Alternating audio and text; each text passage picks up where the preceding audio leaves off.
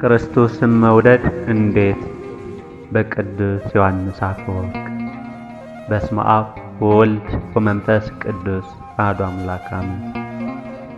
አንድ በጣም የምንወደው እንግዳ ወደ ቤታችን ሲመጣ እጅግ በጣም ከመደሰታችን የተነሳ የምናደርግለት ሁሉ ሊጠፋብን ይችላል።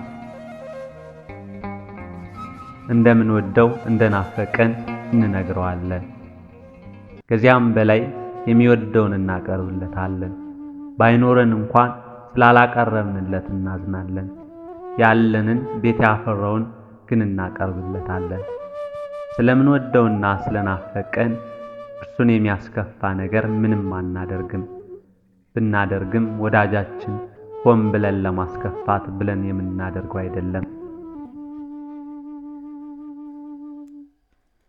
እንወድሃለን የምንለው እንግዳችንን ትተን ሌላ ስራ እንሰራም። በቃላት ብቻ እንወድሃለን ብንለው፣ ነገር ግን በተግባር እንግዳችንን መውደዳችንን ባንገልጥ እንግዳችን ያዝንብናል። ከቃላችን በላይ ተግባራችንን ስለሚያይ እንደምንወደው ብንነግረውም አያምነንም። መውደድ የቃላት ጨዋታ ሳይሆን በተግባር የሚገለጥ ነውና።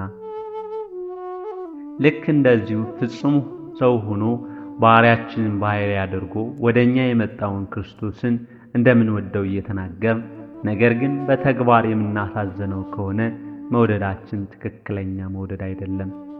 ብንወደው ኑሮ ልክ ከላይ እንደገለጥነው እንግዳችን የሚበላ ነገር እናቀርብለታለን። የክርስቶስ መብሉስ ምንድነው? እርሱ ራሱ እንዲህ ሲል ነግሮናል። የኔስ መብል የላከኝን ፈቃድ አደርግ ዘንድ ስራውንም ፈጽም ዘንድ ነው። ዮሐንስ ወንጌል ምዕራፍ 4 ከቁጥር 34 እንደተጻፈው። ተርቦ ስናየው የሚበላ ነገር እንስጠው፣ ተጠምቶ ስናየው የሚጠጣ ነገር እንስጠው። እርሱም ይቀበለናል። የሚቀበለንም ስለሚወደን ነው። ከማንወደው ሰው ስጦታን አንቀበልምና ስጦታችን ትንሽ ሊሆን ይችላል። ነገር ግን አፍቃሪያችን ነውና ስለ ስጦታችን ታናሽነት አልቀበላችሁም አይለንም። ስጦታችን በእርሱ ዘንድ ትልቅ ነው። በስንፍና አንያዝ እንጂ ስጦታችን 5 ሳንቲምም ልትሆን ትችላለች። እርሱ ግን ወዳጃችን ነውና 5 ሳንቲም ናት ብሎ ስጦታችን አያቃልላትም። እንደ ድልብ ስጦታ አድርጎ 5 ሳንቲምን ይቀበለናል እንጂ ስጦታችንን የሚቀበለው ድሃ ስለሆነ አይደለም። ስጦታችንን የሚቀበለልን ስለ ስጦታችን ታላቅነት ሳይሆን ስለ ልቦናችን አልዮት ነው። ስለዚህ ስንሰጥ ክርስቶስ ስለተቀበለን ትንሿንም ስጦታችን ይቀበለን ዘንድ በቤታችን ታዛ ስለገባ ልናመሰግነው ይገባል። እውነተኛ ሐሴት ማለትም ይኸው ነው። በመቀበል ሳይሆን በመስጠት የምናገኘው። ወደ ቤታችን ወደ ሕይወታችን የመጣው ለእኛ ሲል ነው። ነፍሱን አሳልፎ ለሞት የሰጠው ለእኛ ሲል ነው። ፍቅሩ ግን እዚህ ላይ አላበቃም። አሁንም እኛ ጋር እየመጣ ነው። ሐዋርያው ስለ ክርስቶስ መልእክተኞች ነን ብሏል። ሁለተኛ ቆሮንቶስ ምዕራፍ 5 ከቁጥር 20 ላይ። ስለዚህ ተርበውና ተጠምተው ወደኛ የሚመጡት ሰዎች የክርስቶስ መልእክተኞች ናቸው ማለት ነው። የንጉሡም መልእክተኞች የማባረር ታዲያ ማን ሞኝ ነው? ነገር ግን ብዙዎቻችን ሞኞች ሆነናል። የነገሥታት ንጉሥ የክርስቶስ መልእክተኞችን እያባረርናቸው ነው። ክርስቶስን እንወድሃለን እያልን በተግባር ግን እናባረረዋለን። ከዚህ የበለጠ ምስኪንነት ከወዴት ይገኛል? ክርስቶስን በቃል እወድሃለሁ እያሉ በተግባር ግን እርሱን ማባረር የማይጠቅም ብቻ ሳይሆን የሚጎዳን ጭምር ነው። እንኪያስ ተወዳጆች ሆይ ክርስቶስን በቃልም በገቢርም እንውደደው። በታላቅ እንግዳችን በክርስቶስ ደስ መሰኘታችንን በተግባር እንግለጠው። ይህን እናድርግ። ርስቱንም መንግሥቱንም እንደ ቸርነቱ እንዲያወርሰን እኛም በመውደድ ወደኛ የመጣው ደግሞ የሚመጣው ክርስቶስ ይርዳን ለዘላለሙ አሜን። ቅዱስ ዮሐንስ አፈወርቅ።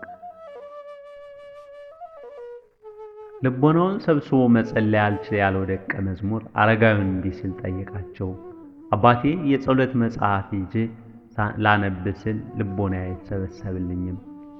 አፌ ቢያነብም ልቦናዬ አይተረጉምም። እርሱ እንደነገሩኝ ደግሞ ቅዱሳን በፍጹም ሐሳባቸው እያሰቡና እያረቀቁ እንባና ጸጸትን እየጨመሩ የደረሱትን እኛ በልባችን ሌላ እያሰብን በአፋችን ብቻ እንደነርሱ ብንናገር እንደ ገደል አሸዋ ሆነን በእግዚአብሔር እንደመቀለል ነው። ጸሎትም አይሆንልንም። እንግዲህ የአፍ ጸሎቴ ቅድመ እግዚአብሔር የማይደርስ ከሆነ ጸሎቴም ብተው ይሻላል ወይስ ባልተው ይሻላል ሲል ጠየቃቸው። እነርሱም እንዲህ ሲሉ መለሱለት። ዕውር ሰው በዘንጉ ምድር እየመታ ሲሄድ ከመንገድ ላይ ያለ እባብ ለጊዜው ድምፁን ሰምቶ ይመታኛል ብሎ እንደሚሸሽለት ሁሉ አንተ ማስተውለህ ባትጸልይም በአፍ ውስጥ የቃለ እግዚአብሔርን መንኳኳት እየሰሙ አጋንንት መሸሻቸው አይቀርምና ምንም ቅድመ እግዚአብሔር ባይደርስም ጸሎትን አትተው፣ አጋንንትን ማባረር ጥቅም ነውና። ከብዙ ከምትጸልየው አንዳንድ ጊዜ ልብ የሚወድቅባት ቃል ተጠራቅማ ወደ እግዚአብሔር እንድትደርስልህ ምንም ዝሮ ልብ ብትሆንም አፍህም ፍጥረቱ ነውና አንተው በዳይ አንተው አኩራፊ እንዳትሆን በአፍህም ብቻ ቢሆን መነጋገሩን አትተው። ፍኖተ አእምሮ